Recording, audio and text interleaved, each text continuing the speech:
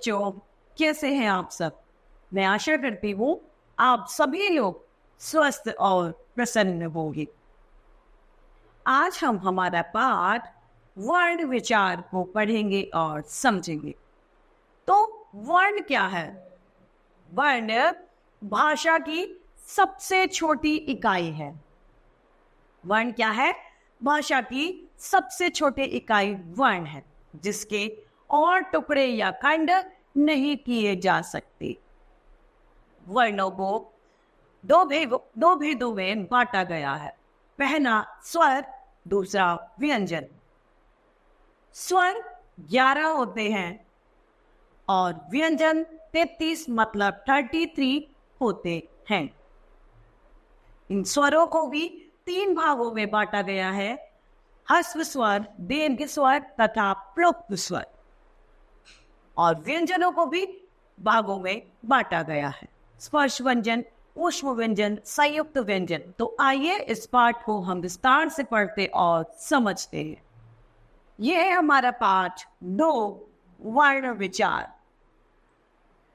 वर्ण उस मूल ध्वनि को कहते हैं जिसके खंड या टुकड़े नहीं किए जा सकते, जैसे अ, ई, क, ट, च, प। इनके टुकड़े हम नहीं कर सकते। भाषा की यह सबसे छोटी इकाई होती है। वर्णमाला, वर्णों का क्रमबद्ध समूह वर्णमाला कहलाती है।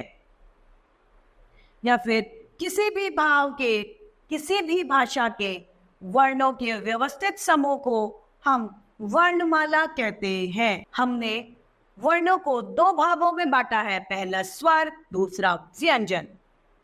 स्वरों की संख्या 11 होती है।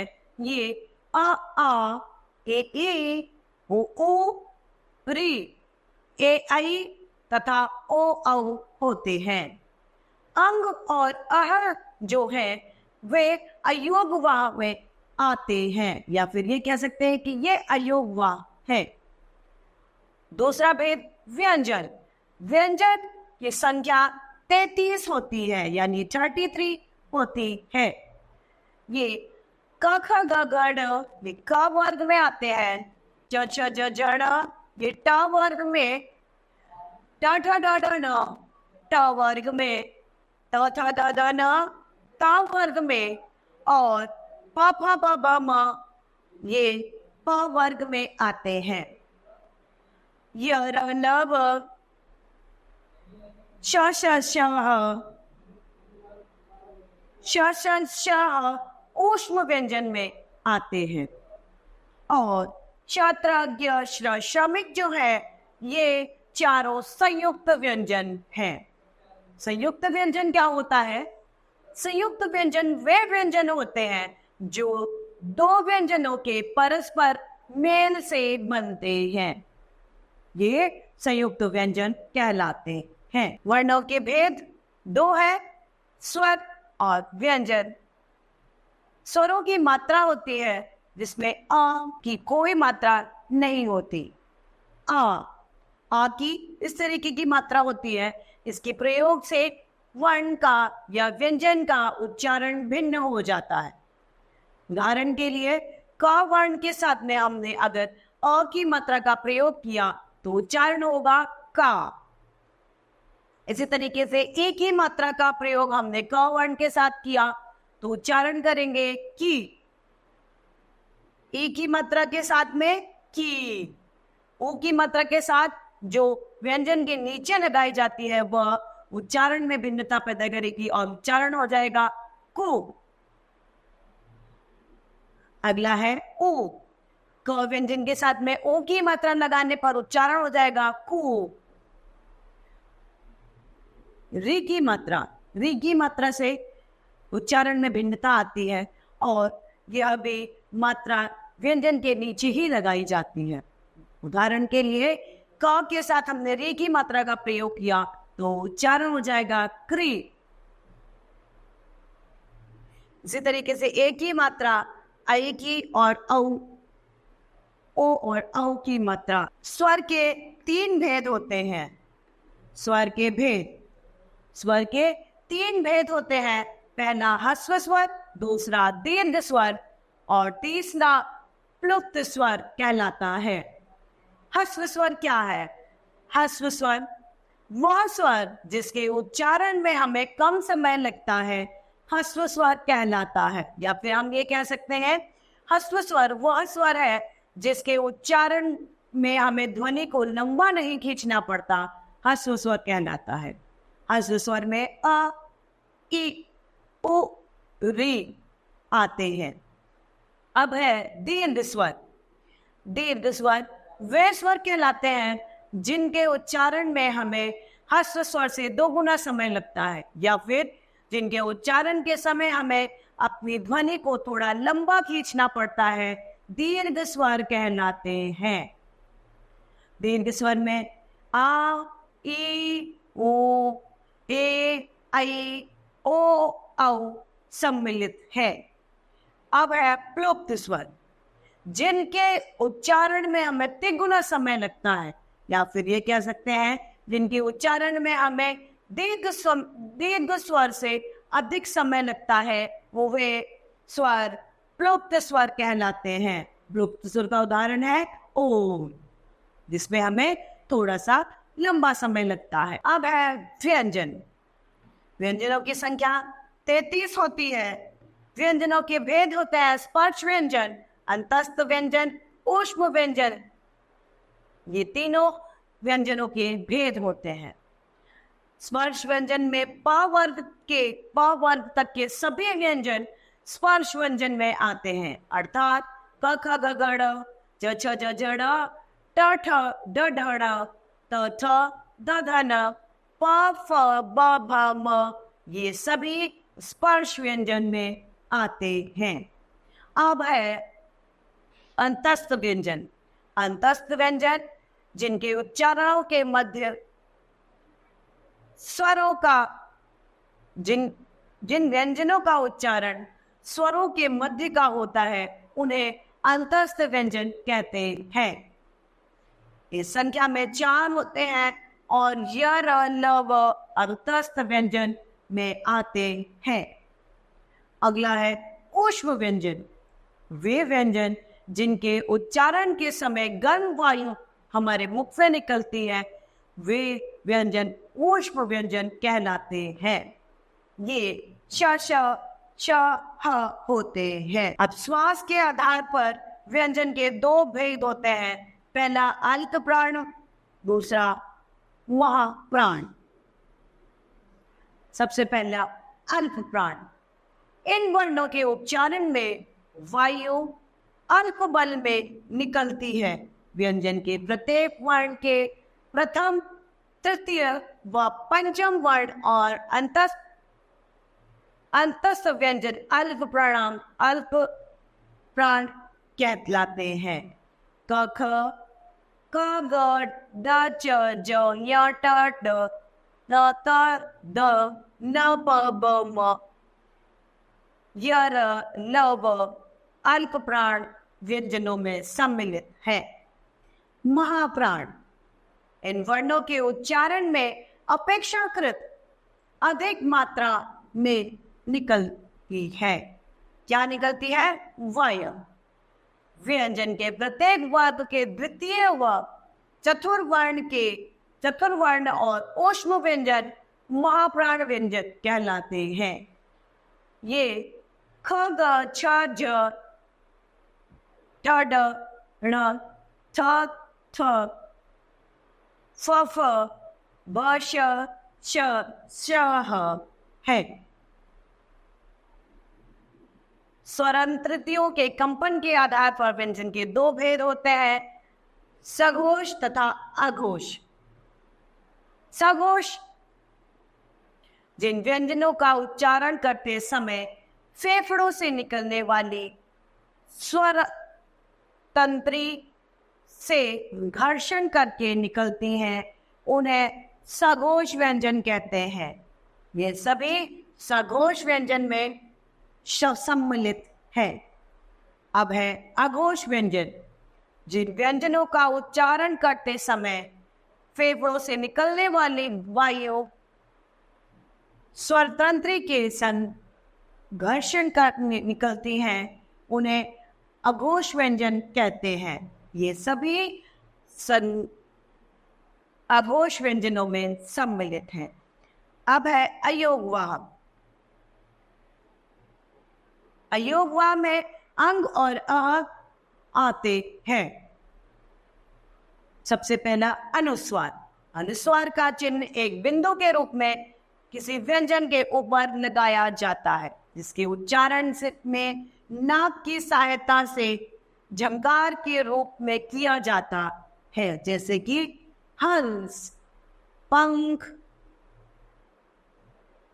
डंक, कंस आदि इसके उदाहरण हैं। अब है विसर्ग। विसर्ग इसका चिन्ह दो बिंदुओं के रूप में किसी व्यंजन के पीछे लगाया जाता है। इसके प्रयोग से हा की ध्वनि उत्पत्ति होती है। जैसे प्राप्त करके एक शब्द है, उसके पीछे विसर्ग का जैसे ही हम प्रयोग करते हैं तो हमारे पास एक शब्द निकल के आता है प्रातः, और जिसका मतलब होता है सुबह। अनुनासिका।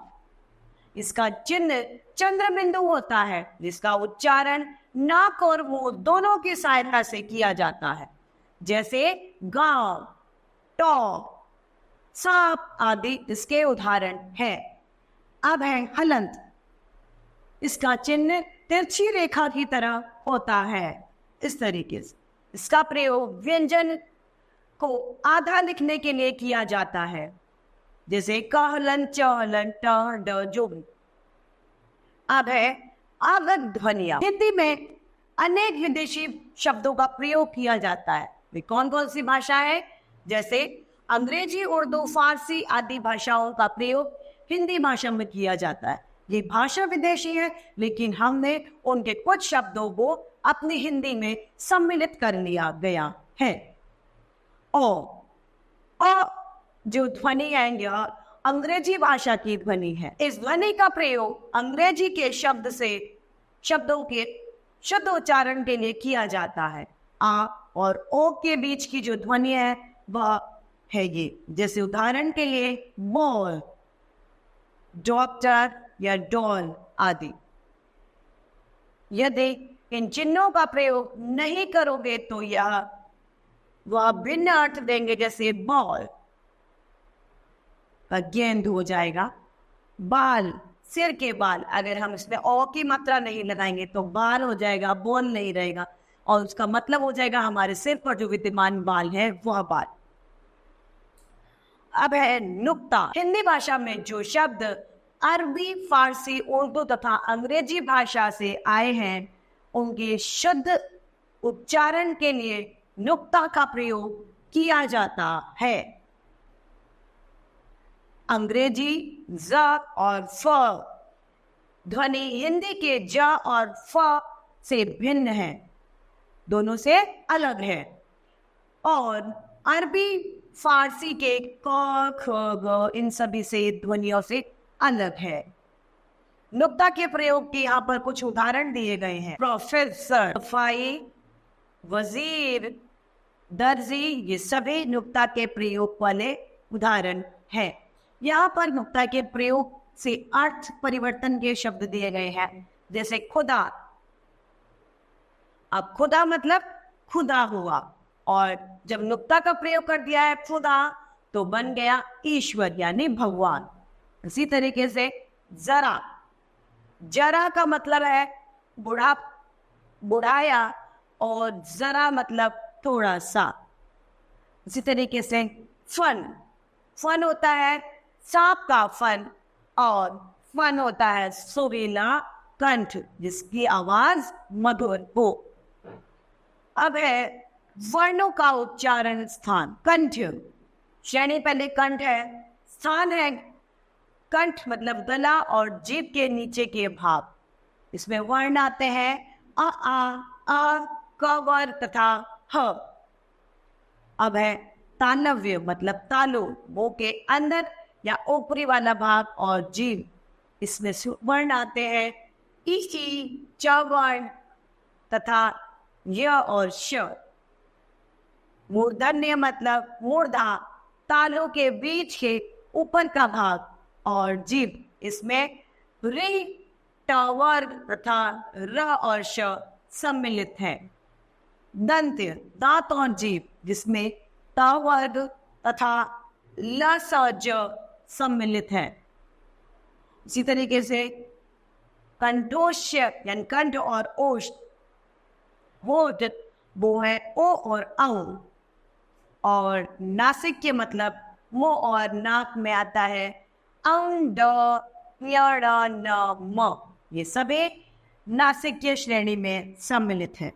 अब है संयुक्ताक्षर, जो दो व्यंजनों से मिलकर बने वह संयुक्त व्यंजन कहलाते हैं।